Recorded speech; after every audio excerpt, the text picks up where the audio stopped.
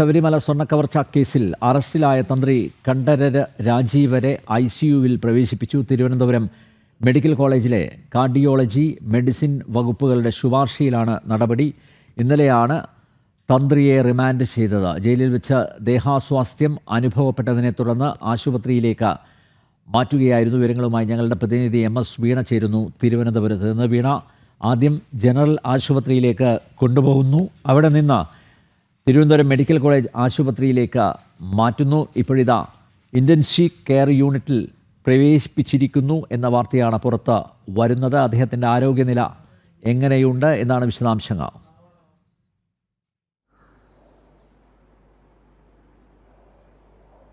അനിൽ നമ്പ്യാർ, ഇന്ന് രാവിലെയാണ് തിരുവനന്തപുരത്തെ സ്പെഷ്യൽ ജയിലിൽ വെച്ച് തന്ത്രിക്ക് ഇത്തരത്തിലുള്ള ആരോഗ്യ ബുദ്ധിമുട്ടുകൾ, അസ്വസ്ഥ്യം അനുഭവപ്പെടുന്നത്.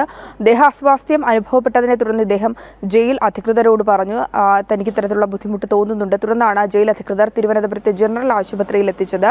ഇതിനു മുന്നേ തന്നെ സബ് ജയിലിലേക്ക് ഒരു ഡോക്ടറെ വിളിച്ചു വരുത്തി പ്രാഥമികമായി ചില പരിശോധനകളൊക്കെ നടത്തി 1 മണിക്കൂർ നേരം അദ്ദേഹം അവിടെ വിശ്രമിച്ചു. അതിനുശേഷം 12 മണിയോടുകൂടിയാണ് ജനറൽ ആശുപത്രിയിൽ എത്തിച്ചത്. അദ്ദേഹം ഡോക്ടറോട് ഇക്കാര്യങ്ങൾ ആവർത്തിച്ചു. തനിക്ക് ക്ഷീണവും തലവേദനയും ഉണ്ടെന്ന്, തലകറക്കവും അനുഭവപ്പെട്ടു എന്ന്. തുടർന്ന് ഇതുമായി ബന്ധപ്പെട്ട് ഡോക്ടർ പ്രാഥമിക പരിശോധനകൾ നടത്തി.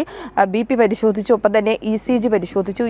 ECGയുടെ പരിശോധനാ ഫലത്തിൽ ചില വ്യതിയാനങ്ങൾ ഉണ്ടായിരുന്നു. ഒപ്പം തന്നെ ഹൃദയ സംബന്ധമായിട്ടുള്ള എന്തെങ്കിലും ബുദ്ധിമുട്ടുകൾ നേരിടുന്നുണ്ടോ എന്ന് തിരിച്ചറിയുന്നതിന് വേണ്ടി നടത്തുന്ന ഡ്രോപ്പ് ടെസ്റ്റിൽ ചില വ്യതിയാനങ്ങൾ ഉണ്ടായിരുന്നു. ആ പരിശോധനാ ഫലത്തിന്റെ അടിസ്ഥാനത്തിലാണ് ജനറൽ ആശുപത്രിയിലെ ഡോക്ടർ തിരുവനന്തപുരം മെഡിക്കൽ കോളേജ് ആശുപത്രിയിലേക്ക് മാറ്റണമെന്ന് ശുപാർശ ചെയ്ത് അതിന്റെ അടിസ്ഥാനത്തിൽ അദ്ദേഹത്തെ തിരുവനന്തപുരം മെഡിക്കൽ കോളേജ് ആശുപത്രിയിൽ ഉച്ചയ്ക്ക് 1 മണിക്ക് ശേഷമാണ് എത്തിച്ചത്. തുടർന്ന് ഇവിടെ എത്തിച്ചതിന് ശേഷവും മറ്റു പരിശോധനകൾ നടത്തി. അദ്ദേഹത്തിന്റെ കാലിലടക്കം നീരുണ്ട്, അത്തരത്തിലുള്ള ബുദ്ധിമുട്ടുകളുണ്ട് എന്നാണ് നമുക്ക് മനസ്സിലാക്കാൻ സാധിക്കുന്നത്. ഒപ്പം തന്നെ കഴിഞ്ഞ ദിവസം ഇതുമായി ബന്ധപ്പെട്ട് സ്വർണ്ണക്കവർച്ച കേസുമായി ബന്ധപ്പെട്ട് SIT സംഘം ചോദ്യം ചെയ്തു. അതിനുശേഷം മണിക്കൂറുകളോളം ചോദ്യം ചെയ്യലിനാണ് അദ്ദേഹത്തെ വിധേയനാക്കിയത്. തുടർന്ന് മെഡിക്കൽ കോളേജ് SIT സംഘം കോടതിയിൽ ഹാജരാക്കുന്നതിന് മുമ്പ് തന്നെ വൈദ്യപരിശോധനയൊക്കെ നടത്തിയിരുന്നു. കൊല്ലത്തേക്ക് കൊണ്ടുപോയി അവിടെ നിന്ന് അങ്ങോട്ടും ഇങ്ങോട്ടുമുള്ള യാത്ര തുടർന്ന് വൈകിയാണ് സബ് ജയിലിലേക്ക് എത്തിച്ചത്. അദ്ദേഹം രാത്രി ഉറങ്ങിയിരുന്നില്ല എന്നുകൂടി പറയുന്നുണ്ട്. പൊതുവിൽ അദ്ദേഹം ക്ഷീണിതനായിരുന്നു എന്നാണ് നമുക്ക് മനസ്സിലാക്കാൻ സാധിക്കുന്നത്.